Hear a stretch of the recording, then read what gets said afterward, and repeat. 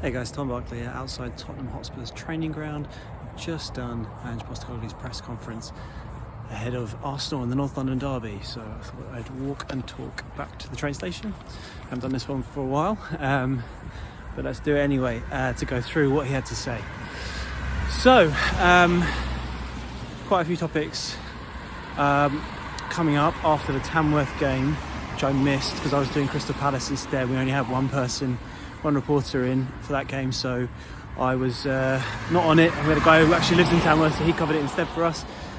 So yeah, I was doing Palace instead. But by all accounts, not a great game from Spurs' perspective.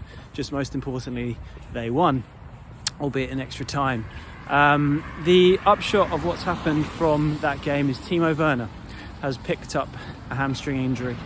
Obviously Werner, I think he caught quite a lot of criticism for his performance in the game. Playing through the middle, a lot of Spurs fans losing patience with Werner, but they won't be seeing him at least against Arsenal because he's now ruled out with a hamstring injury. Postecoglou said that they're still waiting on a scan to assess the damage, but he is out. Everyone else seems fine. I wasn't quite sure. It looked like Richarlison came off at one point and Spence went into centre-back, but it seems like they all came through it based on what Postecoglou said today, and he's going to actually give his players today on Tuesday an extra day sort of recovery effectively rather than training, because of the plastic pitch they were playing on seemed to have quite an effect on his team in terms of the physical toll it took on them. But yeah, Werner ruled out, but obviously with him being out, we do now see the return of Richarlison. After what I was reading through it, looking at his last game where he came off the bench, had that assist and then picked up that hamstring injury after just coming back from a calf problem. It's been nearly 10 weeks now. Richarlison, a lot of Spurs fans had sort of seen him almost as the forgotten man at this point, but Ange certainly hasn't, and has actually felt quite frustrated not having Richarlison to call upon. I don't think he'd be in his first starting 11, albeit Son's performances this season. I'm sure Richarlison would have got some opportunities on the left, but he would have liked to have given Solanke a break at times had he had the opportunity to play Richarlison more often. So a welcome return for him, who apparently has been harassing, is the word Postecoglou used, his manager for the last 10 days or so to be involved. He obviously came back to training a couple of weeks ago, but because of his injury history, Spurs are trying to play it so safe with Richarlison because for fear of him breaking down again. That they were never going to just sort of chuck him straight in, and no chance, I would have thought, as was proven, have him play on a plastic pitch like they have experienced at Tamworth. But Richarlison back, and that is a huge sort of boost for the Spurs squad and their attacking options, because sometimes when players are absent, you really they almost become better players sometimes. And Richarlison, it's not like he's lit it up throughout his time at Spurs. He's obviously been mainly hamstrung by various injuries, but there was that run he had last season when he scored, was it 9 goals in 9 games, which has shown has been an asset when he's been fit for Postecoglou, who has liked to play him. So he's coming back just when they need him, I think. Albeit Solanke is obviously going to lead the line, and he's a man really in form. I mean, when we think of this North London derby, and I'll come on to it in a bit, sort of assessing the game, but sort of spectre of Harry Kane always looms over it, given he's the highest scorer in this fixture with 14 goals, and no one's ever going to replace him. But the way Solanke's been playing in the last few weeks in particular, and all season really, but particularly the last few weeks, when you'd expect him, to be honest, to be running on empty, he is about as good a signing, I think, as they could have got up front. It didn't obviously cost him any. It wasn't a cheap transfer. In fact, it was the most expensive a Premier League side did this summer in terms of incomings, but I think he's been, for 65 million, actually value for money.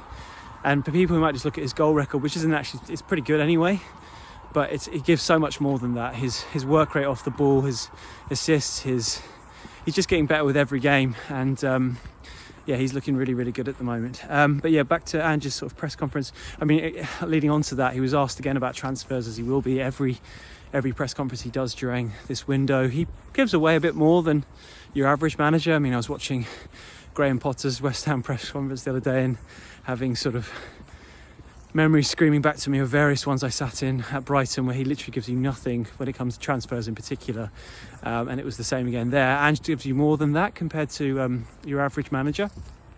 He didn't really give away too much on this one. He reiterated that the club are working really hard to bring new players in, and it was hard to say if anything was further down the line. The obvious player that we all know that they are in talks over is Kolo Muani at PSG, but they've faced competition from Juventus, possibly Man United, and I think they would have liked to have got someone in sooner rather than later, but it doesn't feel like that one is going to be imminent, but we'll see.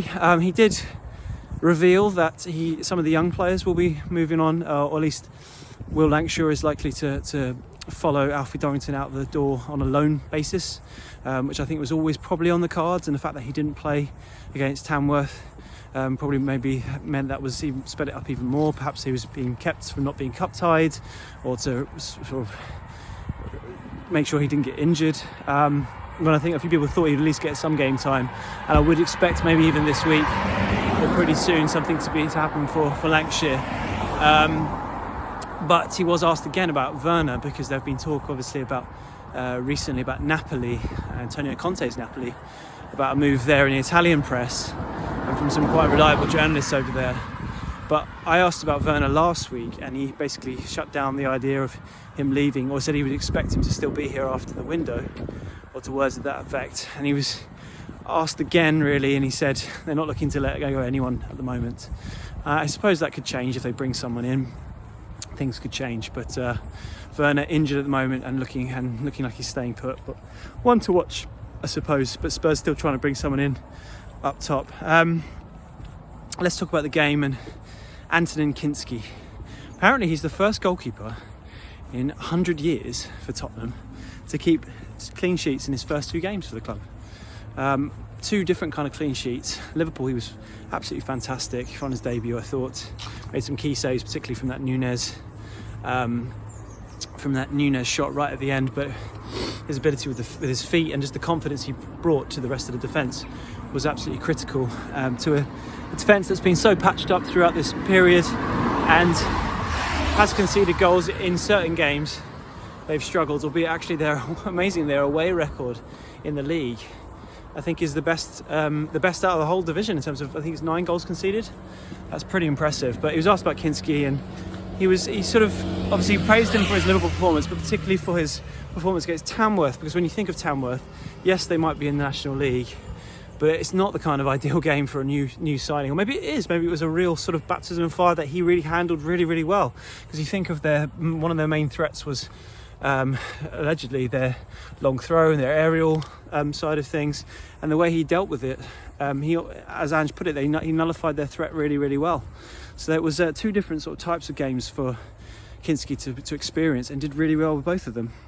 So he praised him for that, and he also praised the work of Rob Birch, the goalkeeping coach, for how he's worked with Kinsky so far, and so we reiterated it's early days, but really encouraging signs. Absolutely beautiful day here up in near Spurs training grounds compared to how it's been recently. Still not particularly warm, but it's been so cold of late that it's been really, really nice today. And then on to another young player in Lucas Bergvall, who obviously had a really good game against Liverpool.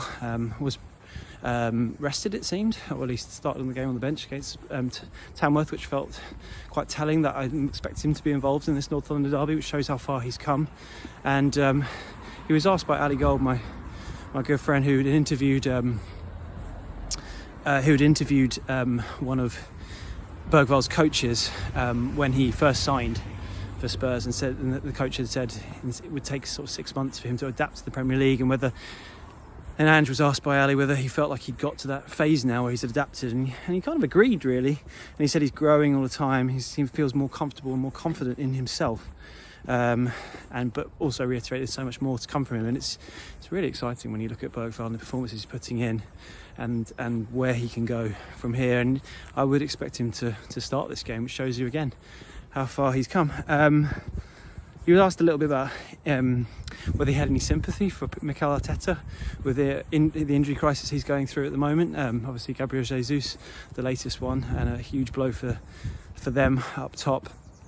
And he sort of gave a wry smile and said, not really sympathy, but empathy perhaps. And he pointed out that he felt like no club was going to come through this this period unscathed in terms of injuries, and he's noticed how even the likes of Bournemouth and Brighton, the injuries are starting to rack up there. Bournemouth, both their strikers injured at the moment, and Brighton as well having a fair few problems, and he just thinks with the way things are going, and it's always hit Spurs even harder with their calendar, but he sees this as something that no club is going to escape. So yeah, an interesting observation there. And then just before we get on to sort of just talking about Arsenal, he had some strong words, I'd say, on some of the abuse he said he faced at Tamworth. So he got quite a lot of name calling, I suppose, throughout the Tamworth game, which happens at a lot of football matches, and you can hear it even more in a small ground like that. I've been to plenty of games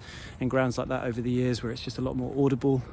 He was interesting. He said that 90% of it was very good. And he enjoyed the banter, but 10% of it was unacceptable, vile and detestable. And he said he had things thrown at him, which I wasn't at the game, but it didn't seem to be reported at the time that had happened. So maybe people couldn't really see. Speaking to the other journalists who were there, they hadn't seen any of that. So that was interesting. That he wasn't. He was pretty unhappy with the reception he was getting at Tamworth. So strong words on that front. And then just finally onto this game, he reiterated that he was well aware right from the off, because this is his fourth North London derby, that he knew all about the rivalry here. Obviously there's history with Arsenal, Tottenham and Postecoglou, particularly with that Man City game where some Spurs fans wanted their team to lose. Postecoglou wasn't happy with that. He was asked about that as well and seemed quite prickly in his response on going over old ground on that front. But he also he reiterated the point that it's just really important to start winning in the league. They've just really been struggling on that front, obviously with their form, and after those cup results that they've had in recent weeks, they really need to kick on from here.